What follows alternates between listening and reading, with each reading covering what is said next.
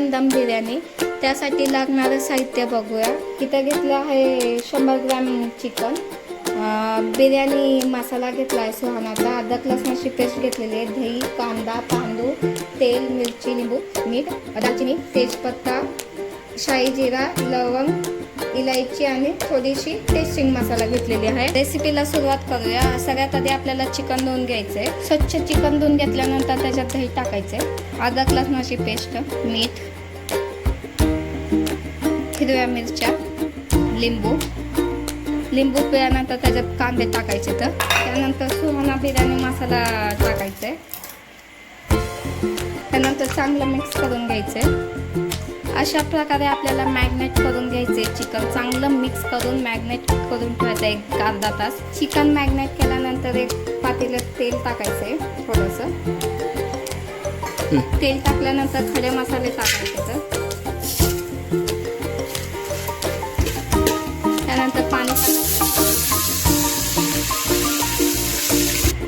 त्यानंतर थोडंसं मीठ टाकायचं. पाण्याला उकळी फुटल्यानंतर त्याच्यात तांदूळ टाकायचे. तांदूळ टाकल्यानंतर मिक्स करून घ्यायचे. जर आपलं चिकन मॅरिनेट झालेलं आहे. आपण 15 मिनिटात ठेवलं होतं. अर्धा तास ठेवायचं नाही आपल्याला, 15 मिनिटच ठेवायचं आहे.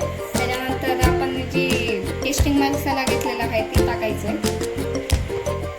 मॅरिनेट केलेलं चिकन कुकरमध्ये टाकायचं आणि एक शिट्टी करून घ्यायची. आपल्या अशा प्रकारे तांदूळ 80% शिजलेला आहे.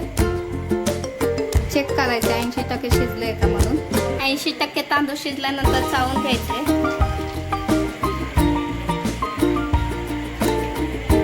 चाळून घेतल्यानंतर जे चिकन शिजवले त्याच्यात तांदूळ टाकून घ्यायचे.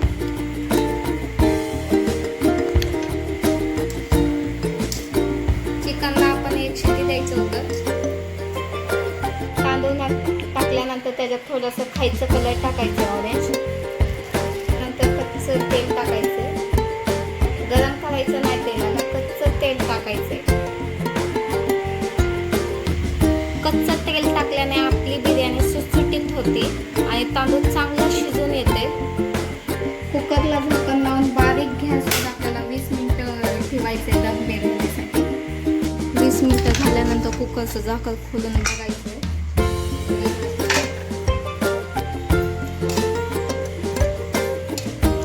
चेक करायचं आपले तांदूळ शिजलेत का 100%.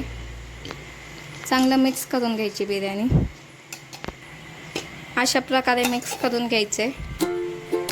अशा पद्धतीने एकदा करून बघा ना, की तुम्हाला आवडेल नाही का. मग कुणाला कांदा तळलेलं काय झालेलं करपलेलं आवडत नसेल तर माझ्या पद्धतीनं चिकन बिर्याणी करून बघा, नक्की आवडेल तुम्हाला.